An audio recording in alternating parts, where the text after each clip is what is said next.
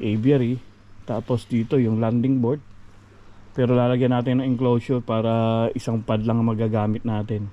Isang entrance lang, di ba? Nakikita niyo ba yung aking plano? So ayan si Brown. Come on Brown. Lipad ka na. Huwag ka na muna maglimlim. Fake egg yan.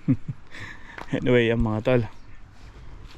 Shout out sa mga tropa nating may karera bukas o may basketing bukas. Sana maging maganda ang panahon para hindi mahirapan ang inyong mga alaga. At sa gayon ay maging happy tayo lahat.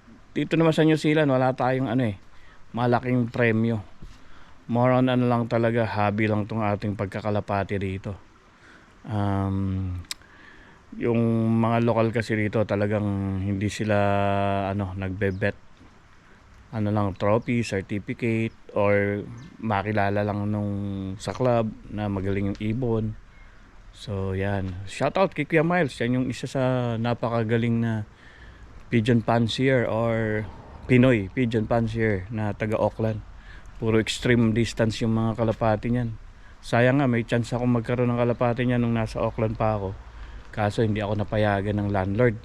Anyway, yun talagang rules bawal mag-alaga ng ganon. So susundin natin yan. Hindi natin pwedeng baliwalayan yan. Ngayon medyo na-bless tayo ni Lord. At sa galing ng asawa ko, medyo meron tayong maliit na bahay dito sa New Zealand, no? Magaling si Mrs. So kaya sabi ko, yung dati hindi ako napayagan ng landlord O ngayon okay na. Kaya lang kailangan ko linisin yan. Kailangan ko linisin. So busy tayo talaga. Mumangat pa ulit. Kala ko bababa na. Nabitin sige na, lipad lang. So hinawakan natin sila, no? Medyo malalaki yung katawan. Kaya sabi ko kailangan talaga ito maitos para yung muscles gumana. Ganda ng sky Yan, lipad lang kayo. Mamaya na kumain. Puro kain So ayan mga tol, hanggang sa muli magkakape muna tayo or mag-aasikaso para makarami tayong magawa bago tayo pumasok mamaya. May pasok tayo today. So hopefully talaga matapos natin yung pintura today, or if not, at least hanggang bukas yan.